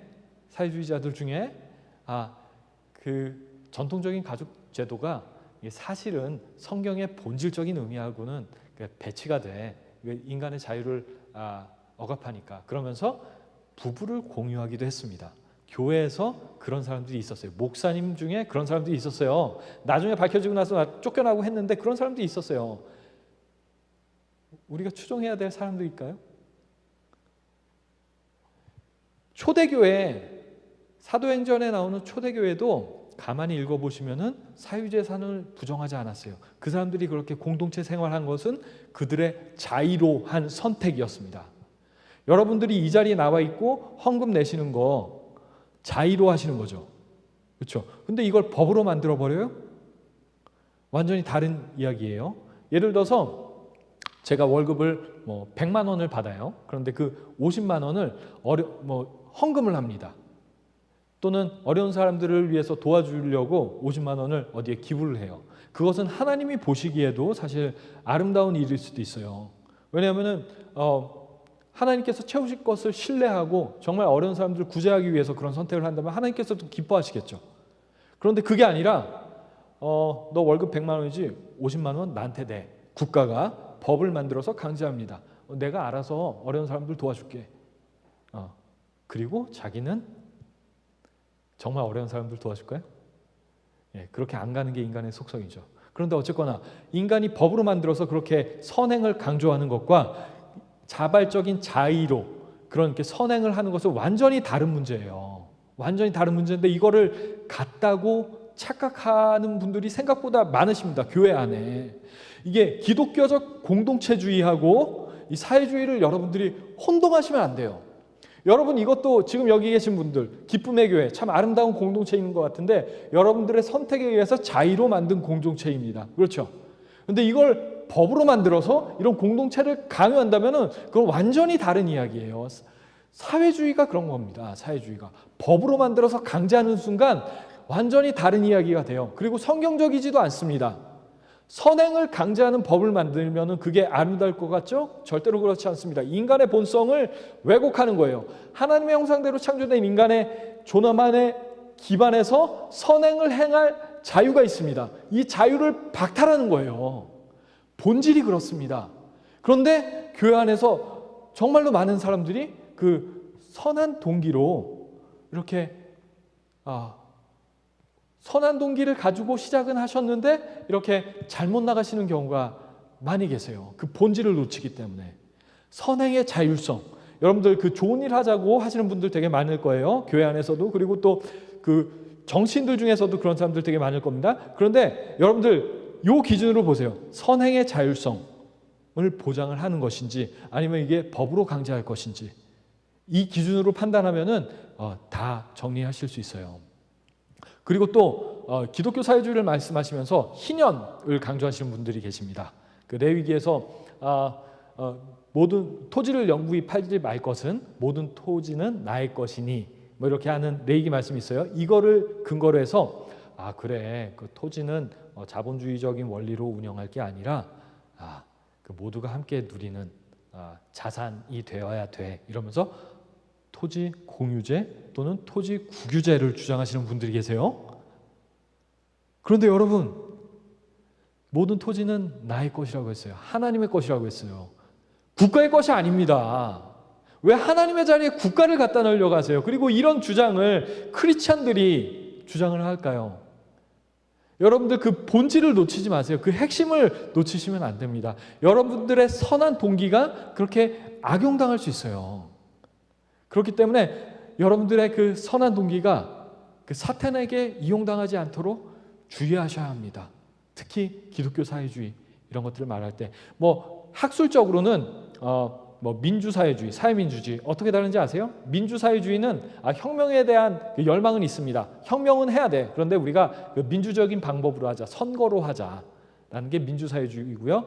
사회민주주의는 혁명, 가만히 보니까 이거는 혁명은 좀 위험해. 하지만 우리가 그래, 혁명은 포기하자. 하지만 그 노동자들, 약한 사람들의 권리를 우리가 민주주의 시스템 안에서 최대한 제고해보자. 이게 바로 사회민주주의인데요. 그 강학상 그냥 뭐 정치 철학적으로 보면은 민주주의, 민주사회주의 또는 사회민주주의가 허용될 여지도 있어요. 근데 선거로 혁명하자는 주장 사실 되게 무서운 주장입니다. 예. 그리고 그 혁명가들, 혁명적 사회주의자들은 우리 민주주의 안에 있을 때 언제나 나는 사민주의자야 이런 허울을 씁니다. 이게 현실이에요. 그리고 영적인 차원에서는 공산주의의 유령, 마르크스의 유령에 사실 다 어느 정도 영향을 받고 있어요. 우리가 이런 현실을 직시해야 합니다. 넘겨주시죠. 예, 모든 성경은 하나님의 감동으로 교훈과 책망과 바르게 함과 의로 교육하기에 유익하니 이렇게 말씀이 있죠. 디모데후서에 담장 넘겨주시면. 그런데 요한계시록은 미친 소리다 이렇게 말씀하시는 분이 계세요. 누군지 아시는가요? 예, 넘겨주시죠. 이분이 대한민국엔 종교혁명이 필요하다. 교회들 다 썩었다. 복음이 왜곡됐다. 우리가 새로운 바로 된 복음을 정립해야 된다. 이렇게 주장을 하세요. 이분이 누군지 아세요? 넘겨주시죠. 바로 이분입니다. 네, 이분입니다. 돌 김용옥 선생님이신데, 그런데 사실 이분 주장에 혹하시는 분들이 생각보다 많으세요. 왜냐하면 교회 안에 문제가 있는 건 사실이죠. 우리 모두 다 죄인이죠. 그러다 보니까 교회 안에서 뭐 갈등이 생기기도 하고, 뭐 경우에 따라서는 법정에서 소송이 발생하기도 하고, 뭐 그런 것들이 사실 뭐 교회 안에 분명히 있습니다. 근데 그런 문제들을 개혁하고 바로 잡아야 하는 것은 맞는데, 근데 우리가 이분 주장에 동조해야 할까요? 네, 넘겨주시죠.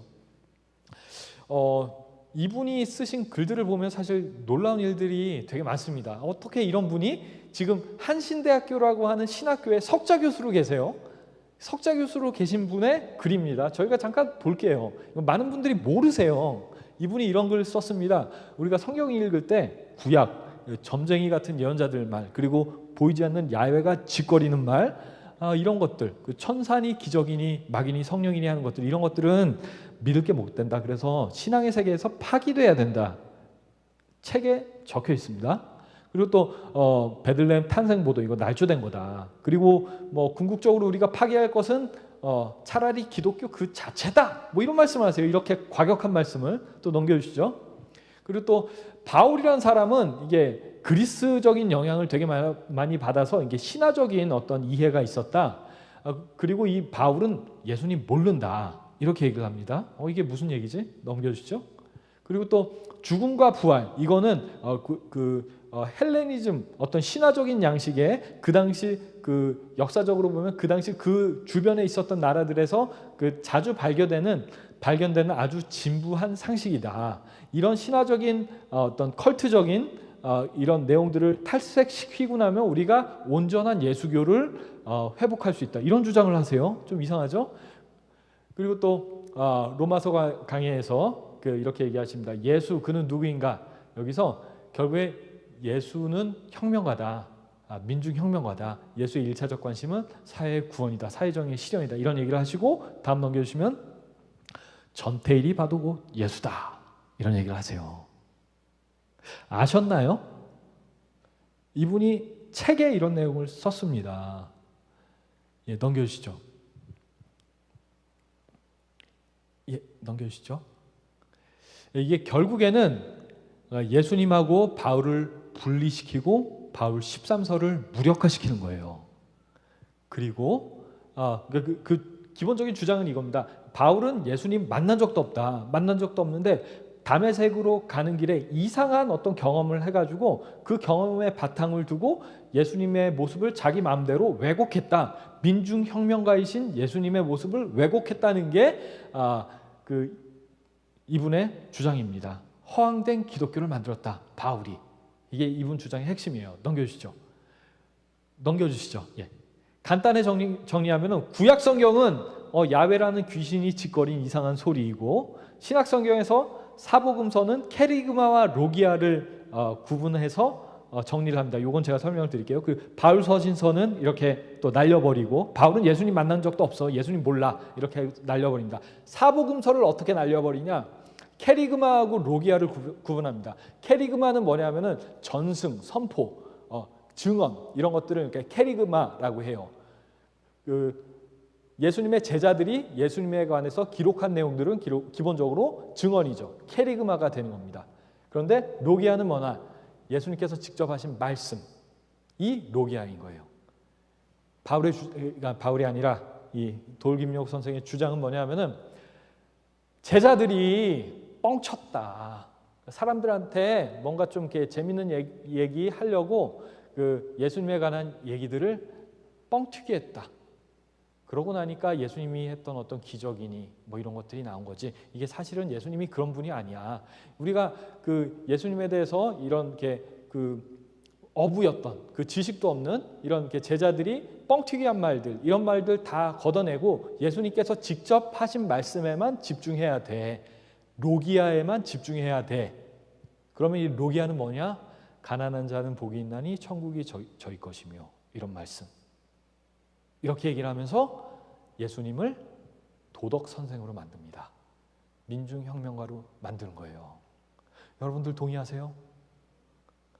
예, 여러분들, 근데 이것도 사기인 게 예수님께서 혁명하지 말라고 하신 말씀들도 있거든요. 그러니까 포도원 주인이 자기 아들을 보낼 때 자기 아들을 자기 종들을 보냈을 때 이렇게 죽여서 다시 보냈고, 내 아들의 말은 들어주겠거니 하면서 이렇게 보냈을 때 종들이 아들마다 죽인 그 이야기도 있잖아요. 이것도 예수님께서 직접 하신 말씀이거든요.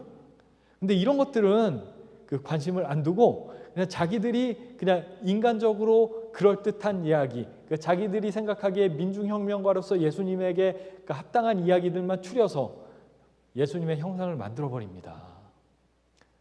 여러분들, 이런 일들이 지금 교회 안에서 일어나고 있어요. 신학교 안에서 일어나고 있습니다. 이러면서 이 도울 선생님이 대한민국의 교회 썩었다, 새로운 종교개혁이 필요하다, 이렇게 말씀을 하시는 거예요. 그러면서 그냥 교회 가지 마, 북한 사람 놀러 가는 게 나아, 이렇게 말씀하십니다. 그런데 이런 도울 선생님을 한국교회 루터다, 한국교회 칼빈이다, 이렇게 말씀하시는 분들이 또 계세요. 동의하세요, 여러분? 저는 절대로 동의할 수 없습니다. 이게 지금 한국교회의 현실이에요. 한국교회 왜 이렇게 됐습니까? 대한민국의 신학교들 왜 이렇게 됐습니까? 저는 저희 선배 세대 어른들에 대해서 무한한 존경의 마음, 저희 부모님 세대에 대한 무한한 존경의 마음이 있어요. 그런데 교회가 왜 이 지경이 되도록, 신학교가 이 지경이 되도록 왜 가만히 계셨나요? 저 여기에 대해서는 정말 이렇게 따져 묻고 싶습니다. 어른들께. 넘겨주시죠. 성경 말씀에 분명히 가난한 자의 재판이라고 해서 그 편벽대에 두둔하지 말라고 하신 말씀이 분명히 있어요. 가난한 사람들, 약한 사람들 돌보라는 말씀도 분명히 있지만 가난한 사람이라고 해서 일부러 두둔하지 말라고 돼 있습니다. 왜냐하면 하나님의 말씀이 기준이니까. 넘겨주시죠. 그리고 예수님께서도 가난한 자들은 항상 너희와 함께 있겠거니와 나는 그렇지 않다, 이렇게 말씀하셨어요. 넘겨주시죠. 여러분, 하나님은 사랑이십니다. 하지만 모든 사랑이 하나님은 아니에요. 잊지 마세요. 예수 그리스도 안에 있는 하나님의 사랑을 인본주의적인 사랑으로 치환해버리고 그 인본주의적인 사랑을 통해서 자기의 의를 드러내려고 하는 그 사탄의 계계에 속지 마시기 바랍니다. 이 한국교회 안에 생각보다 많이 퍼져 있어요. 사탄은 겉으로 보기엔 항상 그럴듯하게 접근해요. 에덴 동산에서 뭐라고 했나요? 하나님께서 야, 너 선악과 빼고는 다 먹어, 이렇게 말씀하셨어요. 그런데 사탄은 하와한테 접근할 때 어떻게 했죠? 야, 하나님이 너한테 이거 뭐 동산에 있는 열매 다 먹지 말라고 하셨어? 이렇게 했어요. 그럴듯하게 그 하나님의 말씀을 비트는 게 사탄의 전략, 거짓의 아비의 전략입니다. 여러분들, 사랑 중요하죠. 하나님께서도 우리를 사랑하십니다. 하지만 그 왜곡된 사랑, 그 인본주의적인 하나님의 사랑을 인본주의적인 그 자기의 사랑으로 그 치환하려는 그 사탄의 계계에 절대로 넘어가지 마시기 바랍니다. 예, 다음 넘겨주시죠. 요거는 시간 관계상 건너뛰겠습니다. 계속 넘겨주시죠.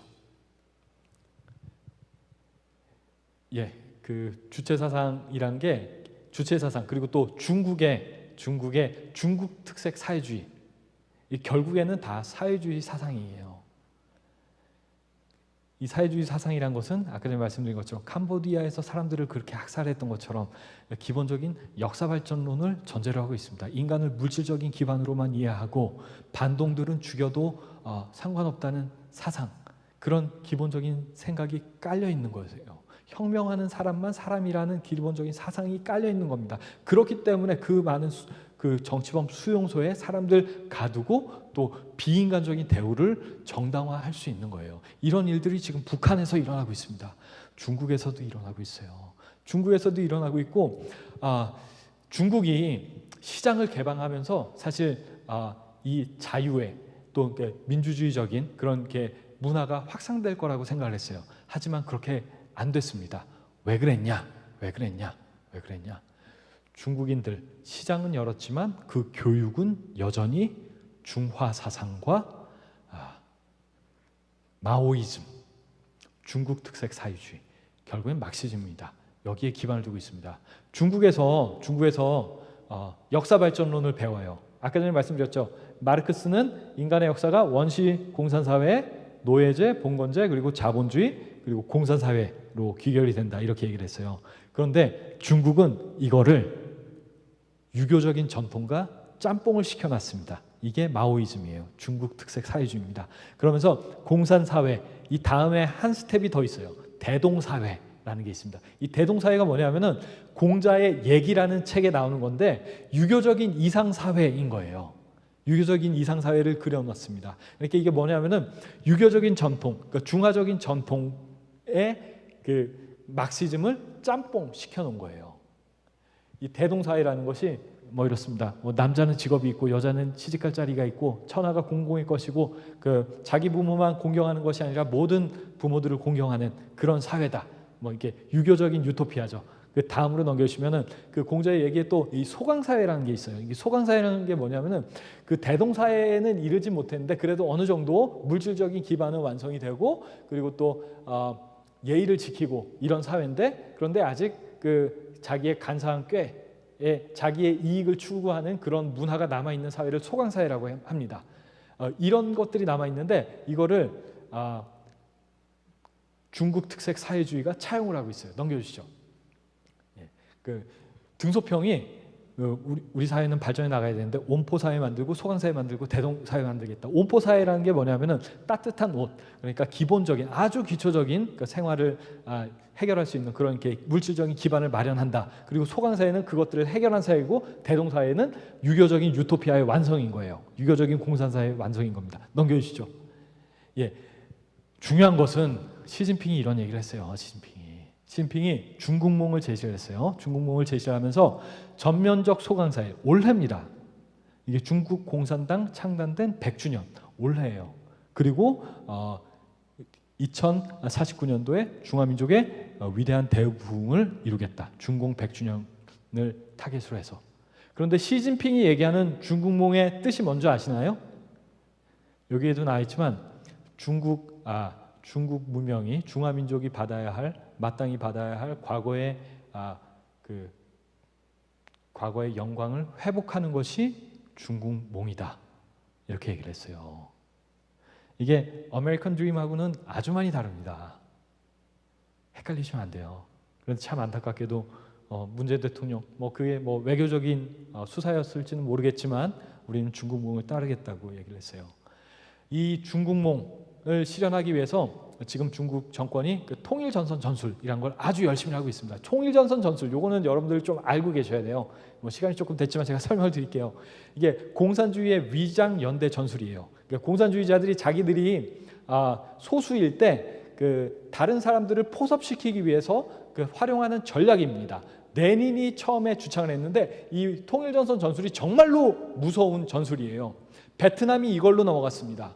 그리고 모택동이 아니라 시진핑이 2017년도에 이렇게 얘기했어요. 통일전선 전술은 당의 목표를 완수하게 하는 마법의 지팡이다. 이렇게 얘기를 했습니다. 통일전선 전술이 이렇게 무서워요. 어떻게 하는 거냐면은 통일전선을 만듭니다. 이게 통일전선이라는 게 같이 싸워서 나가는 전선인 거예요. 예를 들어서 우리 민족의 해방이 가장 중요해. 우리 민족의 그 일제로부터의 해방이 중요해. 이러면서 그 민족 해방 전선을 만듭니다. 그러면 공산주의자들뿐만 아니라 이 민족주의자들이 같이 들어가겠죠. 거기서 공산주의자들이 헤게모니를 놓치지 않는 거예요. 그런데 이 통일전선으로 활용할 수 있는 게 무궁무진합니다. 인권, 통일, 대한민국 같은 경우에는 예전에 운동권은 자민통, 자주민주 통일, 이것을 통일전선 전술을 썼어요. 근데 여기에 국가들이 넘어갑니다. 지금 시진핑이 이 통일전선 전술을 아주 적극적으로 활용하고 있거든요. 국제통일전선부가 중국 내에 있습니다. 그 예산이 시진핑이 집권한 이래 폭발적으로 증가를 했어요. 호주 같은 경우에는 여러분들 어떤 일들이 일어나고 있는지 아시죠? 정치인들 매수해가지고 그 친중적인 정책들을 입안하게 만듭니다. 그리고 여론도 조작해요. 그리고 선거에도 개입합니다. 대한민국은 어떨까요? 사실 전 지금 호주보다 훨씬 더 위험한 상태라고 생각을 합니다. 그 호주의 문제점들, 호주 중국 공산당의 그 통일전선 전술을 분석하신 클라이브 해밀턴 교수님이 계세요. 이분이 그 Silent Invasion, 그러니까 중국의 조용한 침략이라는 책을 쓰셨고, 또 보이지 않는 붉은 손 뭐 이런 책을 쓰셨는데, 저희 트루스 포럼이 지난번에 이렇게 북 콘서트를 이분하고 같이 했습니다. 근데 이분도 한국이 위험한 걸 아시더라고요. 근데 호주는 언론이 살아 있었고, 그리고 또 국가 기관, 호주의 그 정보기관들이 호주의 국익을 위해서 열심히 활동을 해서 이런 것들이 많이 드러났다고 합니다. 그런데 대한민국은 지금 어떤가요? 지금 이게 우리가 지금 직면하고 있는 가장 중요한 위협 중에 하나입니다. 넘겨주시죠. 마지막 세션입니다. 넘겨주시죠. 대한민국의 소명. 넘겨주시죠. 이분 누군지 아세요? 이분 누군지 아시나요? Boys Be Ambitious 들어보셨나요? 이분이 윌리엄 클라크라고 홋카이도 국립대, 그러니까 그 전시는 삿포로 농업대학교입니다. 설립자입니다. 설립자. 이분이 이런 말씀을 하셨어요. 일기생들 다 졸업하고 이제 헤어지는 때 Boys Be Ambitious 뭐 이런 얘기를 하셨대요. 그러면서 이제 말을 타고 휙 사라지셨다고 합니다. 그런데 Boys Be Ambitious가 아니라 여러분들 찾아보시면은 설이 분분하긴 한데 본래적인 의미는 Boys Be Ambitious for Christ예요. 여러분, Boys Be Ambitious하고 Boys Be Ambitious for Christ는 완전히 뉘앙스가 다르죠. 소년들이여 야망을 가져라 와 Boys Be Ambitious for Christ, 예수님을 향한 열정을 가져라, 야망을 가져라, 이거는 사실 완전히 다른 이야기입니다. 이 윌리엄 클라크 선생님은 이렇게 선교사로 삿포로 농업대학 가셔서 일기생들을 기르시고 이 사람들 다 세례받게 하셨어요. 그래서 삿포로 농업대학교에는 그 전통이 생겼습니다. 세례받고 예수님 영접한 사람만 학생으로 받아들이는 그 2기 학생 중에 우찌무라 간조라는 목사님이 계셨습니다. 이런 분인데 그냥 보이스 비 앰비셔스에서 끝났을 것 같으세요? 소년이여 야망을 가져라. 이게 어떤 세상적인 욕망으로 오해될 수 있는 그런 말을 하셨을 것 같으세요? 본래적인 의미는 보이스 비 앰비셔스 for Christ예요. 그런데 사탄의 역사는 항상 동일합니다. 보이스 비 앰비셔스 for Christ에서 for Christ를 빼버리는 게, 가려버리는 게 사탄의 전략이에요. 항상 그렇습니다. 인간의 역사는 하나님 앞에 헌신한 하나님의 사람들을 통하여서 하나님께서 이루신 놀라운 구원의 역사가 바로 인간의 역사예요. 인간의 역사입니다.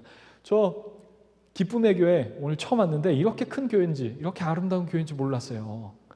그런데 장선범 목사님 말씀으로는 75년 전에 그물 창고에서 시작하셨다고 들었습니다. 그물 창고를 이렇게 놀라운 성전으로 만드는 것이 하나님의 은혜 아닌가요? 다음 화면 넘겨주시죠. 대한민국도 그렇습니다. 대한민국도 여러분, 대한민국도 이 대한민국의 건국과 성장은 하나님의 축복이라고밖에 얘기할 수 없는 그 기적이었어요. 대한민국의 건국도 그렇고 그 성장도 마찬가지입니다. 이 눈물의 기도를 들으시고 하나님께서 이뤄내신 나라가 바로 이 대한민국이에요. 서울대에 많은 친구들이, 유학생들이 옵니다. 그 대한민국의 발전을 배워서 자기 나라를 발전시키려고 와요. 근데 공부 열심히 하고 가요. 논문 쓰고 가요. 그런데 이 이면에 있는 역사를 알지 못하면은 대한민국을 제대로 이해한 것일까요? 대한민국을 절대로 이해하지 못합니다. 지금 기쁨의 교회 건물 너무 아름다워요. 그런데 이 아름다운 건물만 보고 75년 전에 그물창고를 기억하지 않는다면 이 기쁨의 교회를 제대로 이해할 수 있을까요? 없습니다. 대한민국도 마찬가지입니다. 대한민국의 건국과 성장은 눈물의 기도에 응답하신 하나님의 놀라운 축복의 역사예요. 이걸 지어내고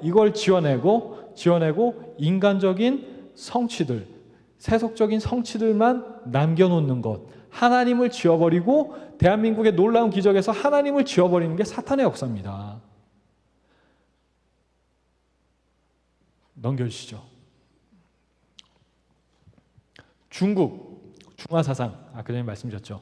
이게 중화민족주의 생각보다 되게 무섭습니다. 지금 공산주의가 중국 공산당이 중국을 지배하고 있는데 중국이 공산주의만 포기하면 될까요?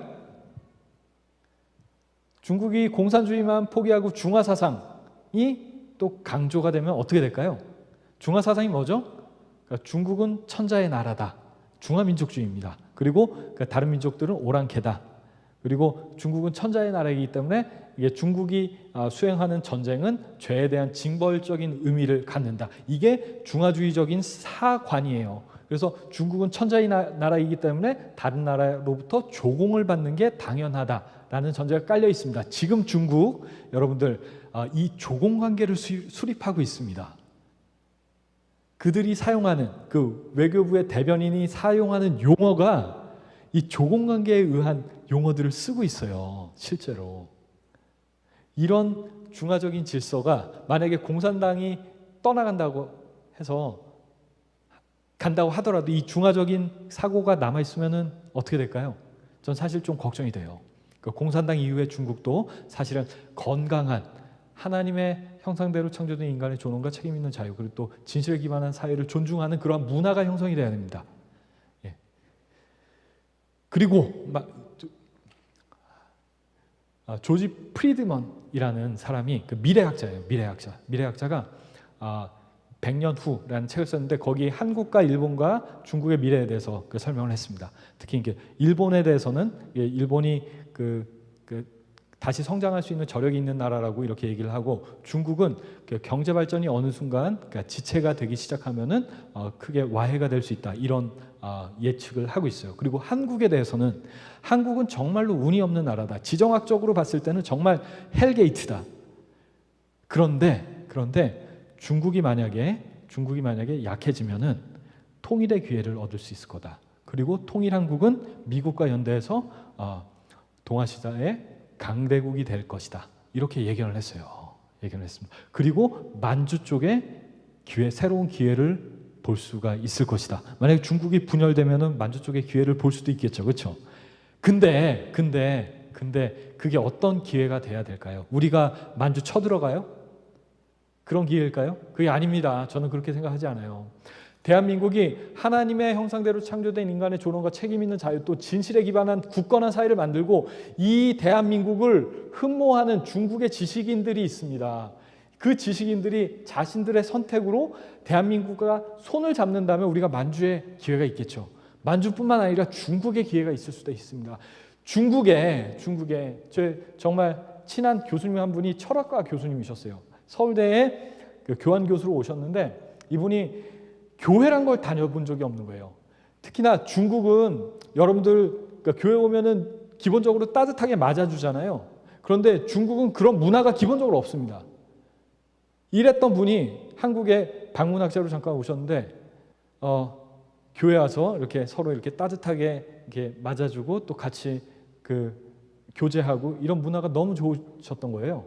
그래서 그때 이렇게 탁구 모임이 아주 활성화가 됐는데 제가 그분을 탁구 쌉으로 모셨습니다. 그리고 열심히 탁구를 쳤는데 이분이 교회를 나오시더니 돌아가시기 전에 세례를 받겠다 이러신 거예요. 그리고 그 세례 받는 날 이렇게 간증을 하셨습니다. 정말로 짧은 간증이었어요. 제 인생에서 가장 짧은 간증이었습니다. 하지만 가장 강력한 간증이었습니다. 이분이 나는 지금까지 철학자로서 역사의 동력은 만인에 대한 투쟁이라고 배웠다. 하지만 나는 견해를 바꾼다. 역사의 동력은 사랑이다. 이렇게 고백하고 그 자리에서 세례를 받으셨습니다. 이런 중국인들이 있어요. 우리가 그들과 협력해서 새로운 미래를 만들어 나갈 겁니다. 중화사상이 그대로 남아있으면 되게 위험해요. 일본은 뭐가 있죠? 일본은 천황주의가 문화적으로 그냥 깔려 있어요. 천황주의 사상이 일본의 2차 대전을 가능하게 했던 사상입니다. 천황주의 사상 기본적으로 이것도 그러니까 일본 민족주의예요. 민족주의인데 어떤 내용을 간단하게 살펴보면은 일본의 천황만이 신성을 가진 지도자다. 그리고 일본의 국민만이 신성을 가진 국민이며 일본의 영토만이 신성을 가진 영토다라는 사상입니다. 그렇기 때문에 일본이 영토를 확장하는 것은 해당 지역에 있는 잘못된 것들을 정화하는 의미가 있다. 이런 사고를 가지고 2차 대전을 감행했던 거예요. 이것도 사실 되게 위험하죠. 중국에는 중화사상이 있습니다. 그리고 또 일본에는 천황사상이 있는데 한국에는 도대체 뭐가 있나요? 한국엔 도대체 뭐가 있나요? 한국을 지도하는 사상이 뭐가 있죠? 넘겨주시죠. 저는 이게 한국에 대한 이야기가 아닌가 싶습니다. 건축자들이 버린 돌이 모퉁이의 머릿돌이 되었나니 이는 여호와의 행하신 것이요 우리 눈에 기이한 바로다. 이게 대한민국의 역사 아닌가요? 전쟁 이후에 아무런 희망도 없었습니다. 그리고 선교사님들이 조선 말에 한국에 들어오셨을 때 이 땅에 아무런 희망도 찾지 못하셨어요. 하지만 눈물의 기도로 헌신된 몇몇 사람들의 기도를 이용하셔서 여기까지 만들어내셨습니다. 이것이 대한민국의 이야기가 아닌가요?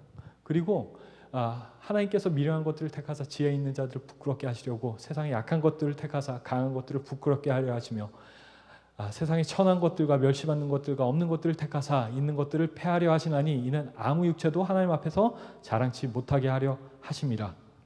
이 고백이 대한민국의 역사가 아닌가요? 대한민국이 여기까지 성장할 배경이 바로 이것이 아닌가요? 그리고 또 이게 복음의 본질도 또한 이러합니다. 너희가 그 은혜를 인하여 믿음으로 말미암아 구원을 얻었나니 이것이 너에게서 난 것이 아니요 하나님의 선물이라 행위에서 난 것이 아니니 이는 누구든지 자랑치 못하게 함이니라. 이것이 대한민국이 아닌가요?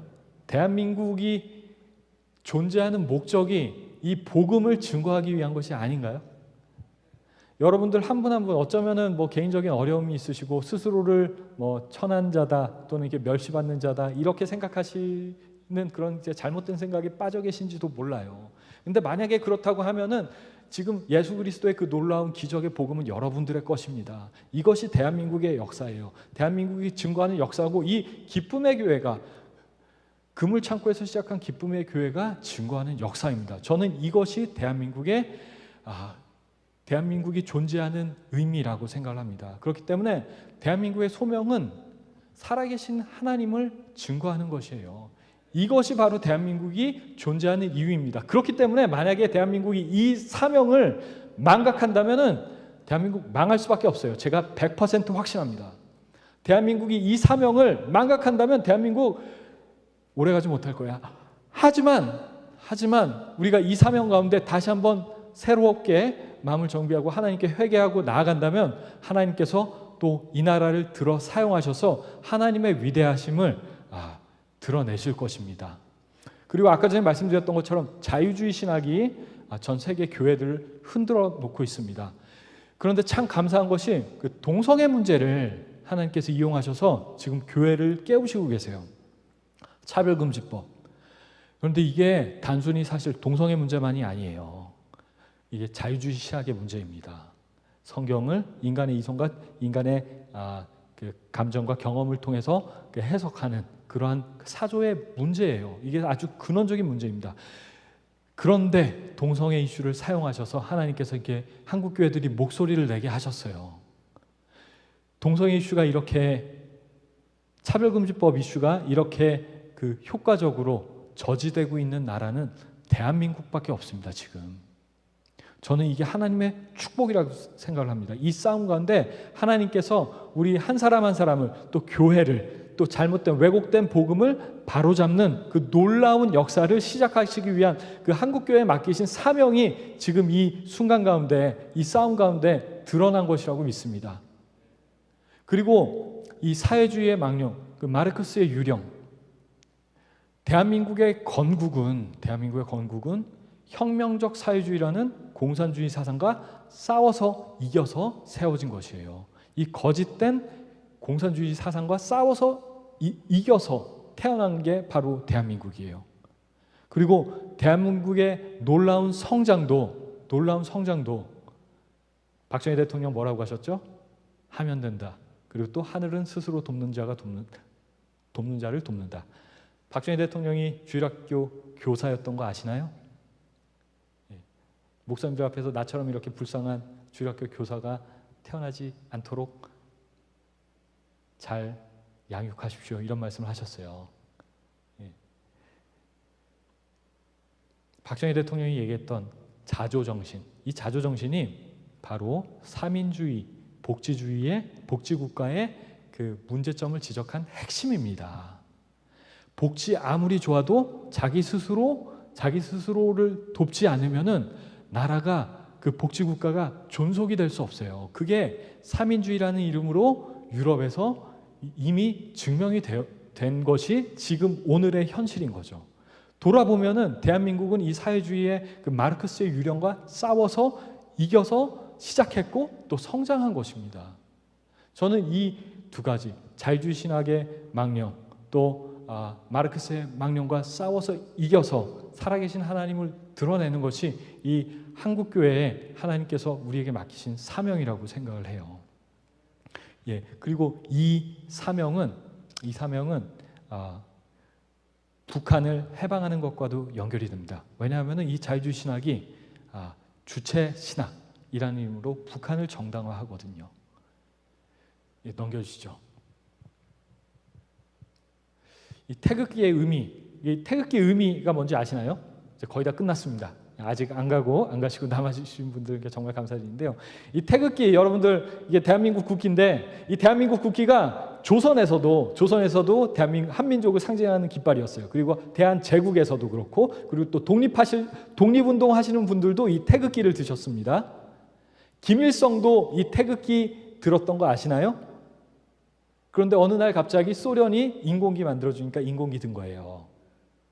그래서 한반도기 말씀하시는 분들이 계신데 우리가 만약에 통일되면 한반도기 들어야 될까요? 저는 그 한민족을 대표하는 깃발이 조선시대 때부터 고종 때부터 태극기였어요. 이 태극기를 드는 것이 맞다고 생각하는데 이 태극기의 의미를 사실 많은 분들이 모르시더라고요. 이 태극은 창조의 원리를 말합니다. 창조의 원리를 말하고 하얀색은 이 백이민족을 얘기를 하고 이 건공감리는 이게 하늘 땅 물불 뭐 이렇게 세상을 구성하는 4대의 원소 뭐 이런 뜻이 있는데 이거 말고도 동서남북이라는 뜻이 있어요. 우리가 이 태극기 물론 이렇게 크리스찬들이 만든 것은 아니지만 하나님께서는 이 태극기 안에서도 또 우리 하나님의 섭리 가운데 우리가 이 태극기를 또 재해석할 수 있을 것 같아요. 우리가 신앙적인 눈으로 이 태극기를 다시 한번 재정립해 보고 싶습니다. 이건 뭐 저의 해석이긴 한데 붉은색은 뭔가요, 여러분? 붉은색 뭐죠? 크리스천들에게 예수 그리스도의 보혈. 파란색 뭐죠? 죄 씻음의 자유. 하얀색은 뭔가요? 그리스도의 순결한 신부. 태극기를 어떻게 해석할 수 있을까요? 저는 이렇게 해석하고 싶어요. 이게 저의 해석입니다. 그런데 이게 저는 하나님의 섭리 가운데 드러난 그러니까 대한민국의 소명이 아닌가 이렇게 생각합니다. 예수 그리스도의 보혈로 죄 씻음을 받은 그리스도의 순결한 신부들이 복음을 들고 동서남북 세계를 다니면서 하나님의 살아계심을 증거하는 것. 저는 이것이 태극기에 숨겨진 신앙적인 의미가 아닌가 이렇게 생각을 합니다. 넘겨주시죠. 그리고 또 우리 그 애국가에도 놀라운 가사들이 있어요. 하나님이 보고 와서 우리나라 만세. 대한민국은 기독교 국가로 시작하진 않았어요. 그런데 기독교 국가를 소망하는 기독교 정신으로 나라를 세우고자 하는 소망하는 많은 분들의 눈물의 기도로 시작을 했습니다. 그래서 애국가에도 하나님이 보고 와서 우리나라 만세라는 가사가 들어있어요. 그리고 후렴에 무궁화 삼천리 화려 강산이 있습니다. 무궁화. 여기에 대해서 사실 사람들이 얘기가 많긴 한데 샤론의 꽃이 뭐죠? Rose of Sharon. 이런 무궁화라는 해석이 있어요. 또 무궁화라는 이름 자체가 이터니티예요. 성경적으로는 샤론의 꽃 이러면 뭐죠? 예수 그리스도입니다. 그렇죠? 대한민국 삼천리가 어떻게 아름다울 수 있을까요? 저는 예수 그리스도의 보혈만이 예수 그리스도의 그 복음만이 이 대한민국을 아름답게 할 것이라고 믿습니다. 그렇기 때문에 저는 이것이 대한민국의 태극기와 또 애국가에 숨겨진 하나님의 어떤 섭리가 아닌가 이렇게 생각을 하고 있어요. 넘겨주시죠. 넘겨주시면은 그 이승만 대통령에 대한 얘기로 마치려고 하는데요. 이승만 대통령 정말로 훌륭하신 분입니다. 전 사실 잘 몰랐어요. 처음에는 그냥 그런 분인가 보다 이렇게 했는데 나중에 알고 보니까 이분이 정말 그 눈물의 기도의 사람이시더라고요. 그래서 제 마음이 깨졌습니다. 그리고 정말로 하나님을 개인적으로 만나신 분이시더라고요. 그래서 제 마음이 정말 깨졌습니다. 그런데 이분이 정말 이렇게 놀라운 일들을 많이 하셨는데 6.25 전쟁 마치고 나서 1954년에 미국에 가셔서 양하원 합동 연설을 하셨어요. 그때 연설문을 보면은 사실 좀 되게 놀랍습니다. 그때 이런 말씀하셨어요. 미국인 여러분들이 여러분들의 젊은이들을 보내주셔서 우리의 자유를 위하여서 이렇게 함께 싸우셔서 감사합니다. 거기에 대해서 무궁한 감사의 마음을 표현합니다. 그런데 여러분들 그렇게 거기서 멈추시면 안 됐어요. 여러분들은 북한에 있는 무수한 우리 동포들 그 공산주의라는 압제 가운데 던져놓고 나오신 겁니다. 여러분들 그 사람들 우리 동포들 해방했어야 합니다. 이런 메시지를 전달하셨습니다. 근데 거기서 끝난 게 아니더라고요. 여러분들은 거기서 멈출 게 아니라 더 나아가서 중국의 무수한 사람들 그 공산주의라는 압제 가운데 이제 고통받고 있는 그 사람들을 해방하는 데까지 나갔어야 됩니다. 그래서 기회가 언젠가 올 테니까 우리 대한민국에 무기를 주시고 전쟁을 준비할 수 있게 해주세요. 뭐 이런 메시지를 전달하셨어요. 미국 사람들이 봤을 때는 어땠을까요? 미친놈. 실제로 그랬습니다. 전쟁 미치광이, 전쟁에 미친 늙은이라는 게 이승만 대통령의 닉네임이 돼버렸어요. 그런데 제가 이 이승만 대통령 양화원 연설을 읽고 사실 나중에 깜짝 놀랐습니다. 15년 뒤에, 10년 뒤에 중국에서 무슨 일이 있었죠? 대기근과 문화대혁명으로 8천만이 죽어나갔습니다. 북한은 어떤가요? 북한은 지금 인류 최악의 반인도 범죄 국가가 되어 있고 북한의 동포들은 아직도 그 노예 상태에서 해방되지 못했어요. 그리고 그 연설에 최근에 다시 봤는데 이승만 대통령께서 이렇게 말씀하셨더라고요. 우리가 중국을 해방하지 않는 이상 자유진영의 평화는 담보할 수 없는 것입니다. 이런 말씀하셨어요. 오늘날 들으면은 그럴듯하죠.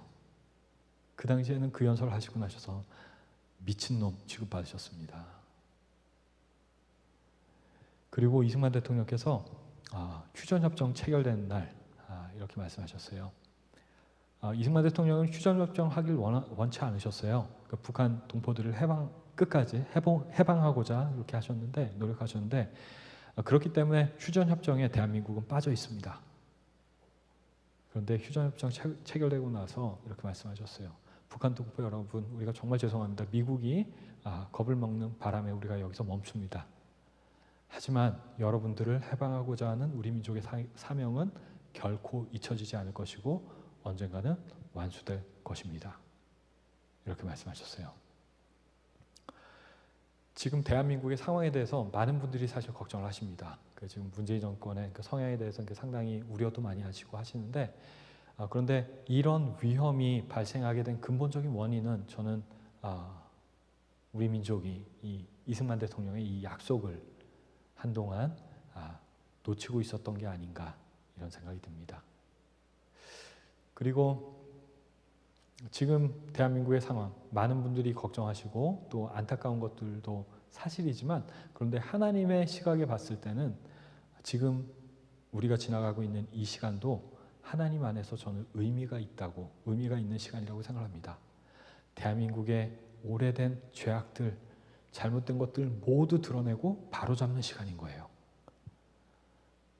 이런 시간들을 왜 허락하실까요? 저는 북한의 해방, 다가올 북한의 해방을 준비하시기 위해서 하나님께서 우리에게 이런 시간을 주셨다고 믿습니다. 그리고 그 해방은 단순히 북한에 끝나지 않을 것입니다. 변화된 중국이 반드시 시작될 거예요. 우리가 거기에 복음에 기반한 새로운 사회가, 새로운 중국이 시작될 수 있도록 함께 중국에 있는 크리스찬들과 함께 도와야 합니다. 그리고 이 싸움은 근본적으로 사탄의 거짓말, 복음마저도 왜곡해 나가는 그 사탄의 거짓말을 씻어내고 복음을 새롭게 하고 유럽의 무너진 교회들을 다시 세우고 미국에 흔들리는 교회들을 바로잡는 데까지 나아가는 싸움이라고 믿습니다. 저는 이것이 하나님께서 한국 교회를 특별히 사랑하셔서 우리에게 맡기신 사명이라고 굳게 믿습니다. 여기 계신 한 분 한 분이 그 싸움을 싸워 나가셔야 돼요. 특히나 북한은 오래가지 못할 겁니다. 그 정권 무너질 수밖에 없어요. 그리고 중국도 새로운 역사가 시작이 될 거예요. 그때 우리가 준비되어 있어야 합니다. 준비되어 있어야 하고 복음 가운데 바른 사회를 만들어 나가야 돼요. 그러기 위해서는 지금 우리가 하나님께서 우리에게 지금 이 시간을 허락하신 이유를 명확히 깨닫고 이 대한민국을 바로잡는 일부터 시작해 나가야 합니다. 여러분 한 사람 한 사람들, 우리 한 사람 한 사람들이 뭉쳐야지만 이뤄낼 수 있는 사명이에요. 그렇기 때문에 이것이 대한민국의 사명이라고 믿습니다. 마지막으로 애국가. 이것이 원래 찬송가였어요. 여러분 아세요? 하나님이 보호하사 우리나라 만세에 들어있잖아요. 이게 윤치호 선생님께서 처음에 역술하신 찬미가에 들어있는 곡입니다. 독립운동하시는 분들은 이 애국가를 올드랭사인 곡조에 맞춰서 부르셨어요. 그 오랫동안 사기였던 여기에 맞춰서 부르셨습니다. 우리가 마지막으로 애국가 올드랭사인 곡조에 맞춰서 불렀으면 하는데요.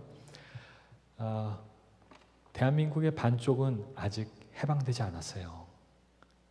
아직 공산주의라는 압제 가운데 신음하고 있습니다. 여러분들이 조금 있다가 보시는 그 북한인권조사위원회 보고서 보시면은 그 북한의 참상이 아주 여실하게 기록되어 있습니다.